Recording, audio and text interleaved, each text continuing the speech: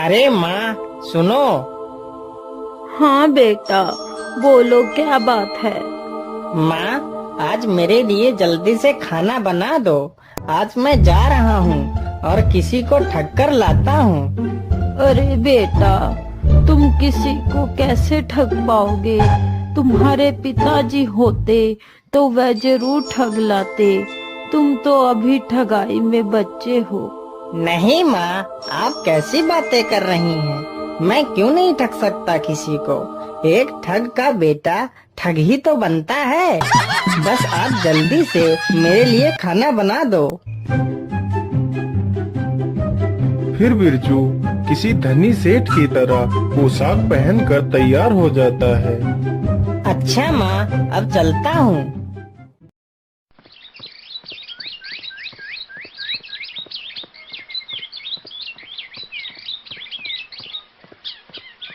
बिरजू चलते चलते एक गांव के नजदीक पहुंचता है।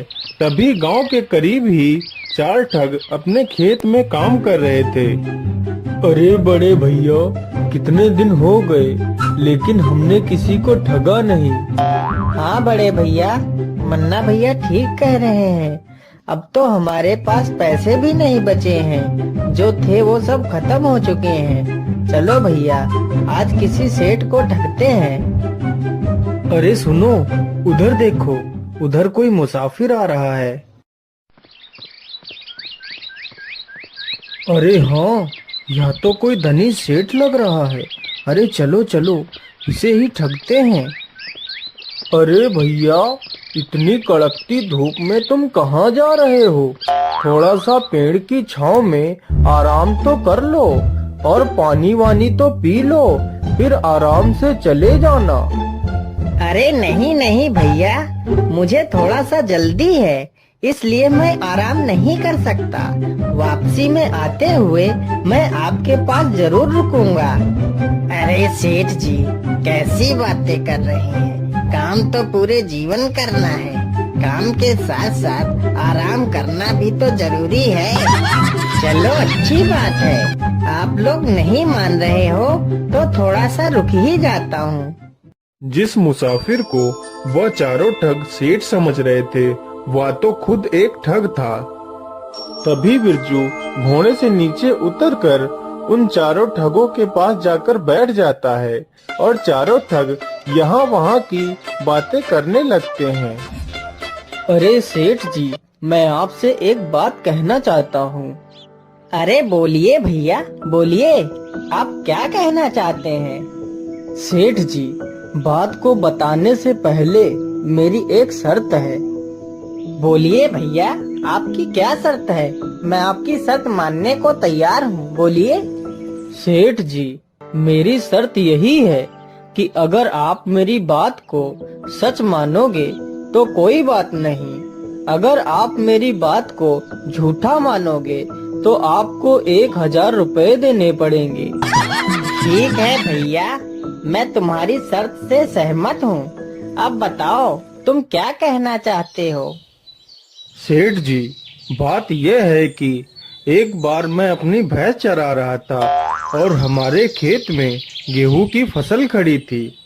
तभी मेरी भैंस गेहूं के खेत में घुस गई और पता नहीं खेत में कहीं खो गई। हमने पूरा खेत ढूंढ लिया लेकिन भैंस कहीं नहीं मिली। फिर हमने पूरी फसल कटवा दी, भैंस फिर भी नहीं मिली।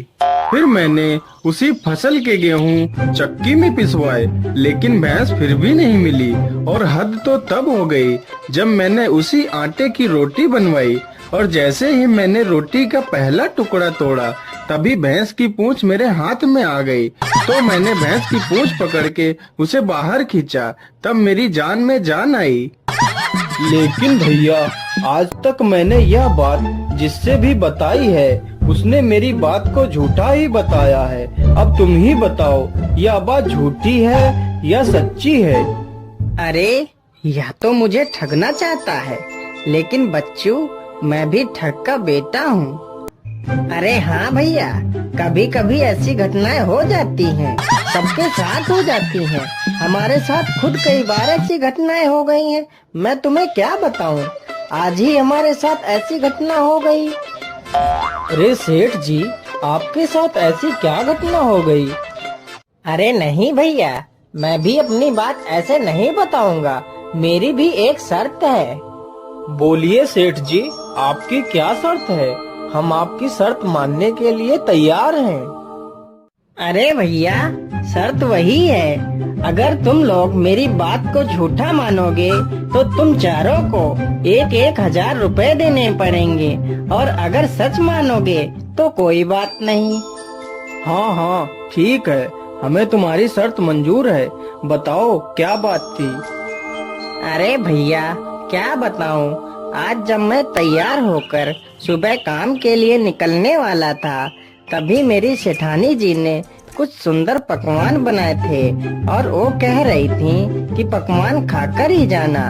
लेकिन मुझे काम की ज्यादा जल्दी थी तो मैं पकवान खाए बिना ही आ गया। लेकिन मेरी सेठानी जी मुझसे इतना प्रेम करती हैं कि वह पकवान लेकर मेरे पीछे पीछे यहाँ तक आ गई हैं। लेकिन सेठ जी, आपकी सेठानी जी तो कहीं नजर नहीं आ रही हैं।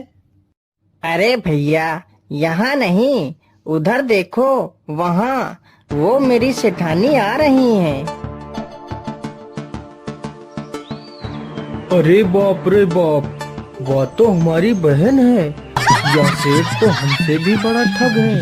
अब क्या करें?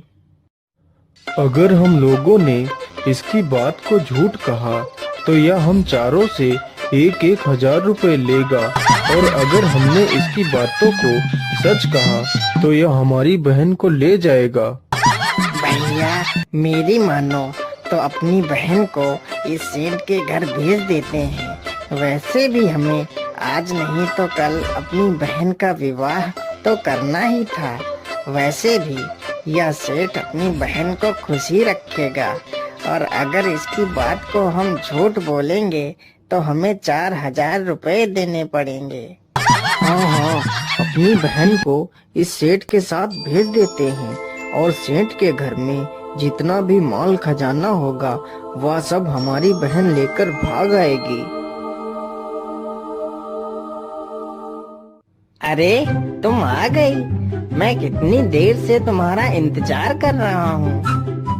अरे तुम कौन हो? मैं तो तुम्हें जानती तक नहीं।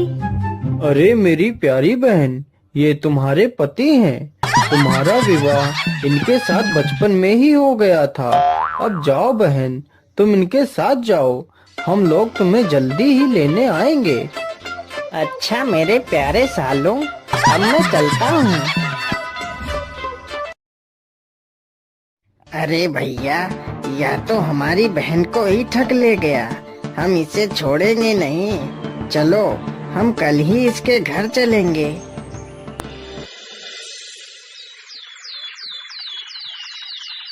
अगले ही दिन चारों ठग अपनी बहन को लेने के लिए चल देते हैं। अरे भैया, आप लोग आ गए।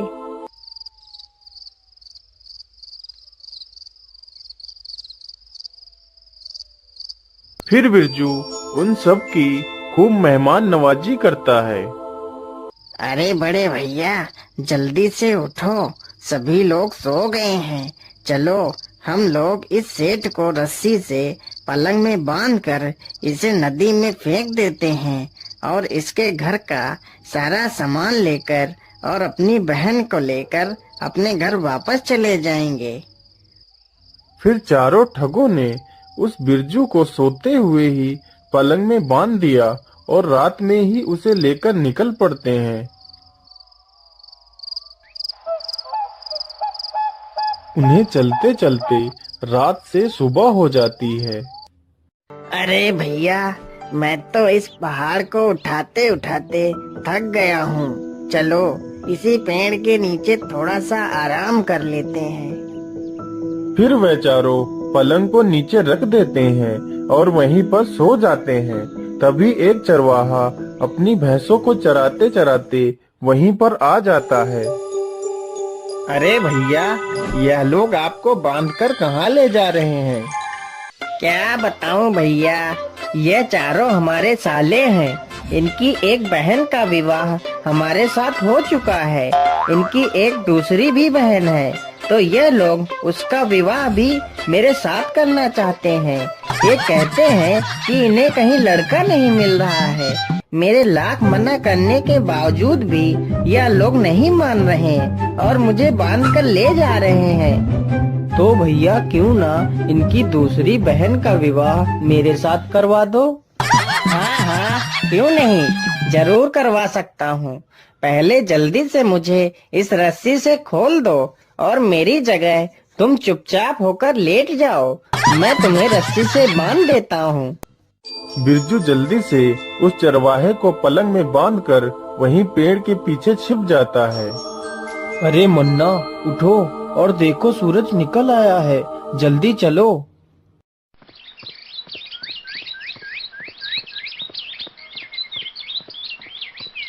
फिर वह चारों उसे उठाकर नदी पर पहुंच जाते हैं। उधर बिरजू उस चरवाहे की सारी भैंसें अपने घर ले जाता है।